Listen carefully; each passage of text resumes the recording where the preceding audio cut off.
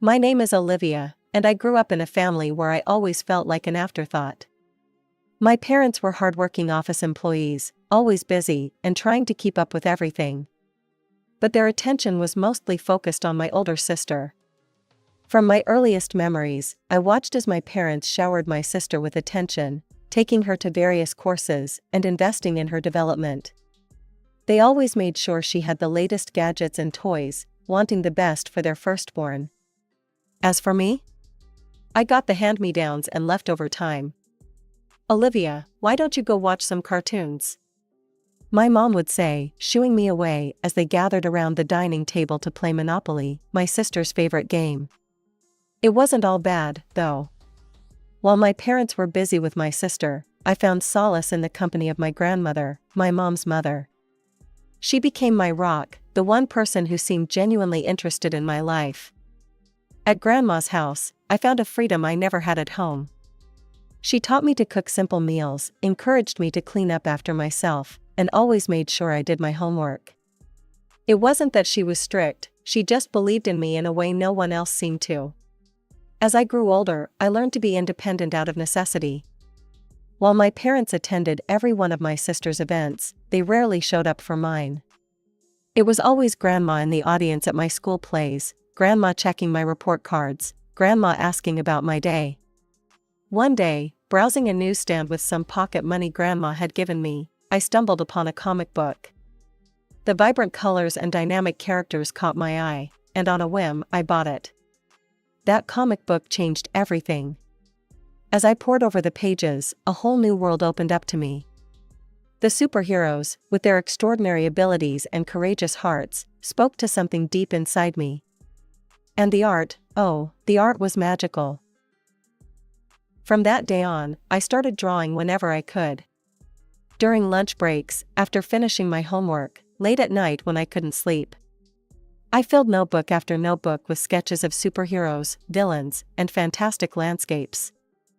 As my love for drawing grew, so did my skills. I spent countless hours practicing, filling sketchbook after sketchbook with my creations. It wasn't long before my classmates took notice. "Hey, Olivia, that's so cool," my friend Sarah exclaimed one day, peering over my shoulder during lunch break. "Is that a superhero you made up?" I nodded, a bit shy about sharing my work. "Yeah, I call her Brainiac. She can solve any problem in seconds." That's when an idea struck me. "Hey, what if we made our own comic? About a superhero who's really smart and helps kids in school?" Sarah's eyes lit up. "That would be awesome. Can I help with the story?" Before I knew it, a small group had formed around our table, all eager to contribute ideas. It was the first time I felt truly seen by my peers, and it was exhilarating. We worked on our comic every chance we got. I drew the characters and scenes, while my friends helped with dialogue and plot ideas. It was rough and amateur, but we were proud of it. One day, our homeroom teacher, Ms. Thompson, caught us huddled over our latest issue. "What's all this excitement about?" she asked, genuinely curious. We showed her our comic, explaining our superhero and her adventures. To our surprise, Ms. Thompson was impressed. "Olivia, this is wonderful. You have a real talent," she said, flipping through the pages. Then she paused, a thoughtful look on her face. "You know, we've been looking for someone to design the school wall newspaper. Would you be interested?" From that day on, I became the official designer for the school wall newspaper. My comic, now titled Brainiac, the Smartest Hero, became a hit among the students. For the first time in my life, I felt like I had found my place. My newfound popularity didn't go unnoticed at home, though not in the way I had hoped. "Mom, Dad, guess what?" I burst into the living room one evening, clutching the latest issue of the school newspaper. "My comic is in the school paper." My mother glanced up from her phone. "That's nice, dear. Your sister just got the lead in the school play. Isn't that wonderful?" I felt my heart sink. "Yeah, that's great," I mumbled, my own achievement forgotten once again. My sister, overhearing the conversation, shot me a smug look. I could see the jealousy in her eyes, even as our parents lavished her with praise. That night, as I lay in bed, I made a decision. If my parents wouldn't recognize my talents, I'd find someone who would. The next day, I went straight to my grandmother's house after school. As I explained my comic and my new role as the school newspaper designer, Grandma listened intently, asking questions and praising my work. "You know," she said thoughtfully, "I think we need to nurture this talent of yours. How would you like your own little art studio? We can set it up in the spare room. I'll get you an easel, some canvases, and proper paints." From that day on, I spent even more time at Grandma's house. The spare room became my sanctuary, filled with the smell of paint and the quiet scratching of pencils on paper. It was there, surrounded by my art supplies and Grandma's unwavering support, that I truly began to dream of a future as a designer. As high school continued, the gap between my dreams and my family's expectations grew wider. One day in class, our teacher asked that age-old question, "What do you want to be when you grow up?" Without hesitation, I blurted out, "I want to be a designer." The room fell silent for a moment, before erupting in supportive cheers. "That's perfect for you, Olivia," Sarah exclaimed. Even our teacher nodded approvingly. "With your talent, I have no doubt you'll succeed." Their support filled me with a warmth I rarely felt at home. But that warmth quickly cooled when I shared the news with my parents that evening. "A designer?" My mother's laugh was sharp and dismissive. "Oh, Olivia. That's not a real career." "But Mom, I'm good at it. My teachers think." "Listen to your mother," my father cut in. "If you want to be successful, you need to be an entrepreneur. That's how you get rich and afford a prosperous life. Look at your sister. She's going into economics to become a businesswoman. That's how you make it in this world." Defeated, I retreated to my room. But I wasn't ready to give up. The next day, I went straight to Grandma's house and told her about yesterday's conversation. She disappeared into another room and returned with a large, wrapped package. "I was saving this for your birthday, but I think you need it now." Inside was a professional-grade easel, along with a set of high-quality paints and canvases. From that day on, I spent even more time at Grandma's. She cleared out an entire room, transforming it into my very own art studio. Meanwhile, my sister graduated high school with honors and was accepted into the economics department of a prestigious college. Our parents beamed with pride, showering her with praise and gifts. I tried to be happy for her, but I couldn't help feeling that familiar pang of invisibility. As my sister dove into her economics studies, I threw myself into my art with renewed vigor. High school became a blur of classes, homework, and hours spent in my studio at Grandma's house. I was determined to build a portfolio that would knock the socks off any design school admissions officer. Finally, my high school graduation day arrived. As I stood in my cap and gown, diploma in hand, I felt a mix of excitement and trepidation. I had been accepted into a respected design program, but I knew my parents weren't thrilled about it. "Well, I suppose we can pay for your tuition," my mother said, her tone making it clear she thought it was a waste of money. "But don't come crying to us when you can't find a job." My father nodded in agreement. "You should be thinking about opening your own business, like your sister." Ah yes, my sister. By the time I started college, she had already graduated and, with our parents' enthusiastic support, opened her own beauty salon. "Now that's a real business," my father would say, beaming with pride. "You should take notes, Olivia. This is how you become successful." I tried to tune out their constant comparisons and focus on my studies. Design school was challenging, but for the first time in my life, I felt like I was exactly where I belonged. I was in the middle of a crucial design project when I got the call from the college office. My parents were here to see me. As soon as I saw their faces, I knew something was wrong. My mother's smile was too bright, my father's eyes too eager. "Olivia, darling," my mother began, her voice sickly sweet. "We've got wonderful news. We've found a perfect opportunity for you. You're going to help your sister with her salon." My heart sank. What do you mean? It's simple, my mother explained. You'll leave college and take some quick courses in manicure design and hairstyling. It'll only take a couple of months, and then you can start working. I couldn't believe what I was hearing. But I'm studying to be a designer. I don't want to do manicures or cut hair. My mother's smile faltered. Don't be selfish, Olivia. Your sister needs help. She has specialists, but she can't afford to pay them. You'll work for free, as family should. My father nodded proudly. We've taken out a loan on the house to open this salon for your sister. It's an excellent opportunity, but it needs some help getting off the ground. That's where you come in. You want me to do manicures, cut hair, and clean? I asked, incredulous. Exactly, my mother beamed. And your sister will handle the management. After all, she has a degree in it. I couldn't hold back anymore. I'm not dropping out of college for this. I don't want to open a business. I want to work as a designer. I've even done an internship at a great company. My mother's laugh was cold and mocking. Work for someone else? That's poor people thinking, Olivia. We're offering you a family business, a real future. But I want to draw, to create, I pleaded. Then draw on people's nails, my mother retorted. We can charge extra for that. I felt like I was suffocating. This couldn't be happening. Please, I don't want this. I want to stay in college, become a designer. My mother's face hardened. This discussion is over. We're going to the college administration right now to withdraw you from your program. We won't be paying your tuition anymore. As I watched them disappear into the office, I felt my world crumbling around me.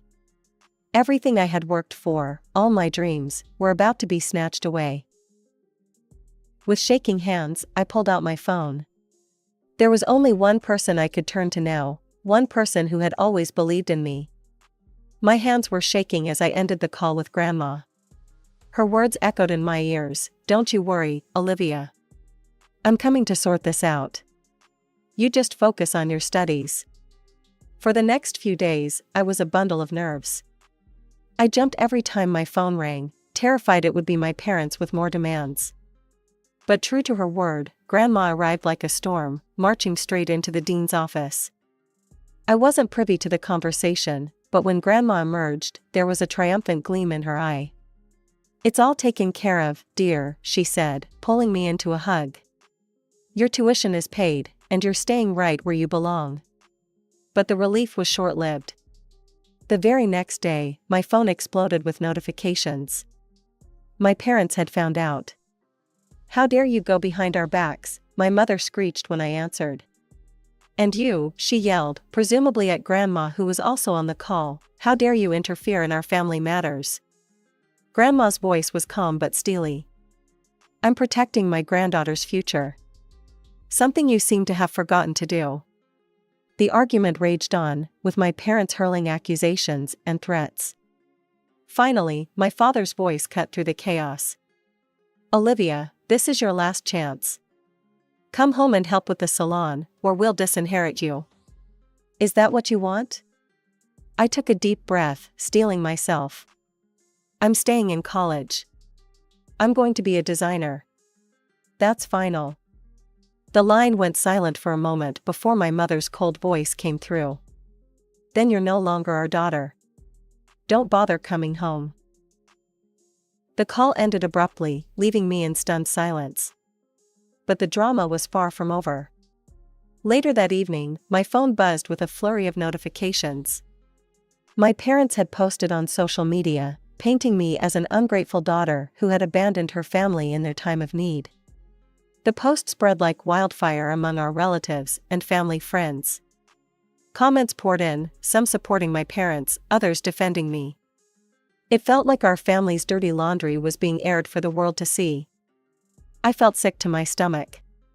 How had things spiraled so out of control? I was about to throw my phone across the room when a new message popped up. It was from Grandma. "Come over, dear. We need to talk." When I arrived at Grandma's house, she was waiting with a cup of hot cocoa and a sympathetic smile. "Olivia, I want you to know something. I support you, 100%. In fact," she paused, taking a deep breath, "I've decided to leave everything to you in my will." I gaped at her, speechless. "Your parents and sister," she continued, shaking her head, "I've seen how they handle money. They'd burn through my life savings in no time with their harebrained business schemes. But you, Olivia, you have a good head on your shoulders and a real talent. I trust you to use it wisely." As I immersed myself in my studies, life went on. I heard snippets about my family through the grapevine of relatives who still kept in touch with me, but I tried not to let it affect my focus. Then, one day, I received a text from my cousin Emma. "Did you hear?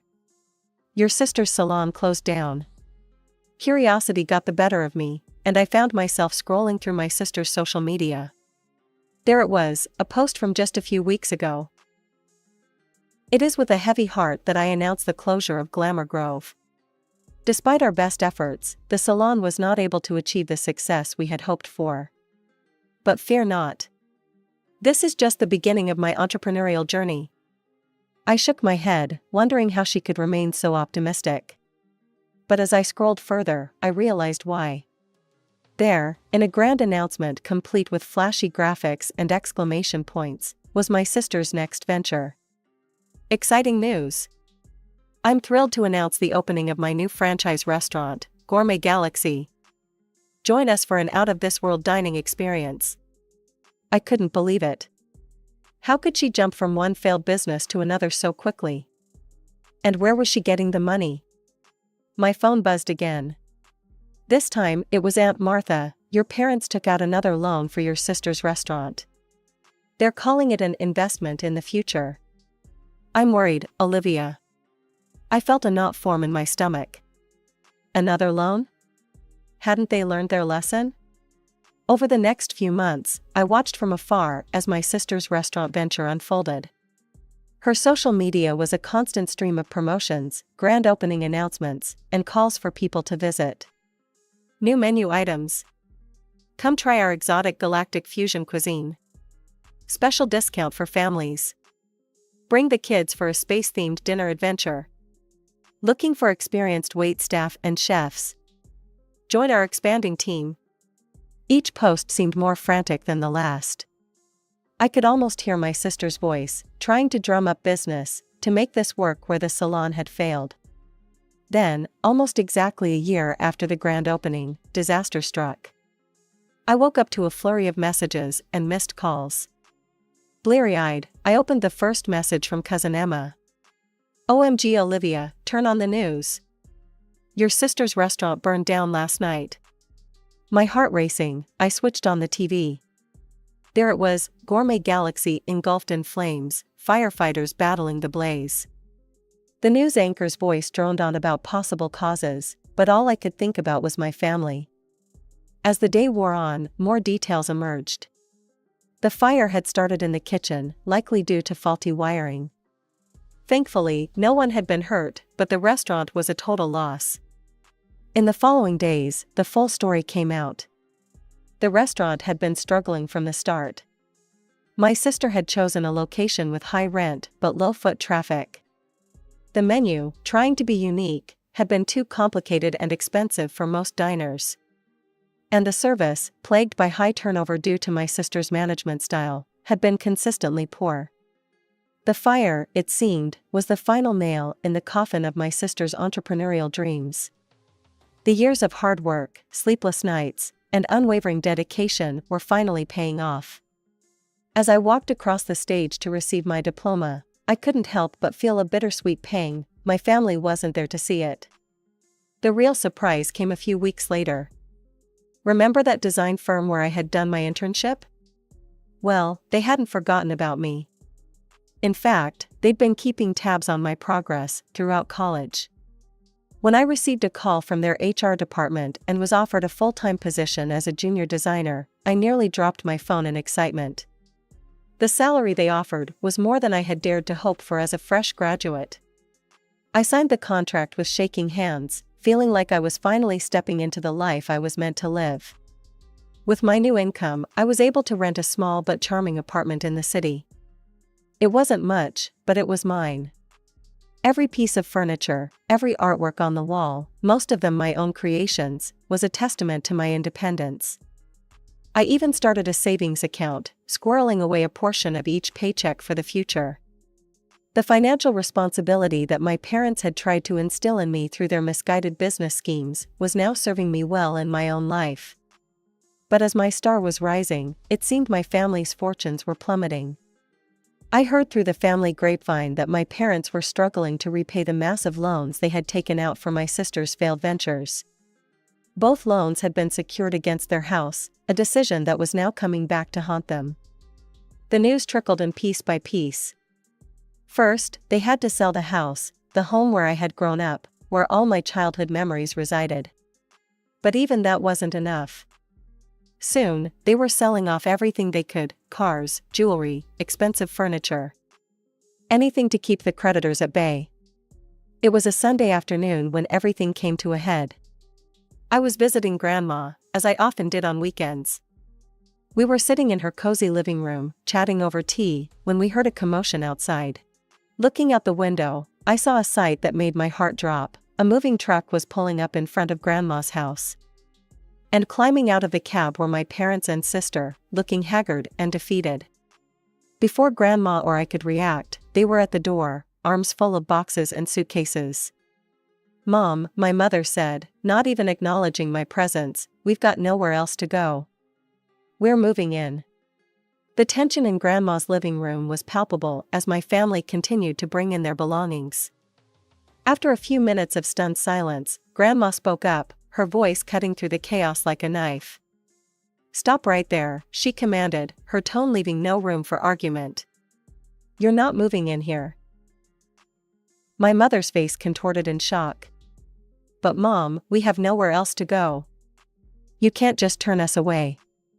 Grandma's eyes narrowed. "Can't I? You made your bed when you decided to throw good money after bad, financing your daughter's harebrained schemes. You lost your home and everything else, because of your own poor decisions. That's not my responsibility to fix." The silence that followed was deafening. My sister looked like she wanted to disappear into the floor. My father couldn't meet anyone's eyes. But my mother, ever defiant, wasn't done yet. "Fine," she spat. "We'll leave. But don't think we've forgotten about our inheritance. I'm your only daughter, after all. We'll wait." To my surprise, Grandma let out a sharp laugh.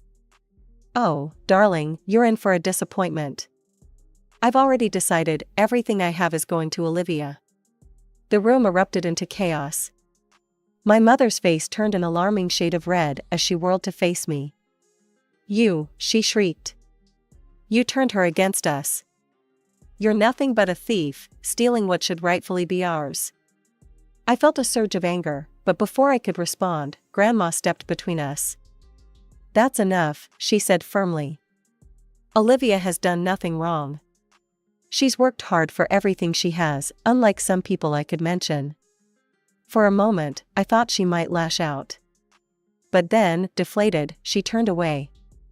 "Come on," she muttered to my father and sister. "We're not wanted here." As they gathered their belongings and trudged back to the truck, I felt a mixture of relief and sadness. This was it, the final severing of ties with the family I'd grown up with. Once they were gone, Grandma and I sat in silence for a long while, processing what had just happened. "I'm sorry you had to see that," Grandma finally said, patting my hand. I shook my head. "No, I'm sorry you had to go through that.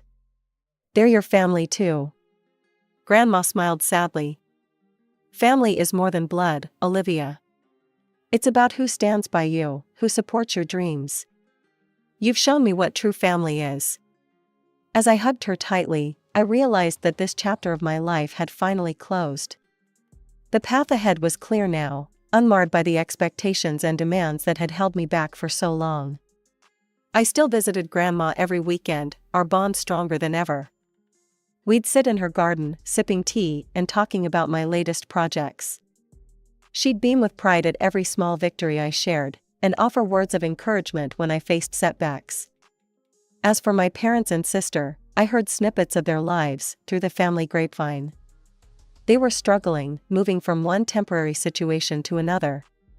Part of me felt guilty, but I knew I couldn't help them without sacrificing everything I'd worked so hard to achieve. Sometimes, late at night, I'd wonder what might have been if I'd given in to their demands all those years ago. But then I'd look around my apartment, at the life I'd built for myself, and I knew I'd made the right choice. My story wasn't about defying my family or proving them wrong. It was about staying true to myself, following my passion, and finding the courage to stand up for my dreams. And as I sketched out ideas for my next big project, I couldn't help but smile. This was just the beginning, and the future was a blank canvas, ready for me to fill with vibrant colors and bold designs. In the end, I realized that sometimes, the family you choose, the ones who support you unconditionally, are the ones who truly matter. And with Grandma by my side and my dreams stretching out before me, I knew I had all the family I needed.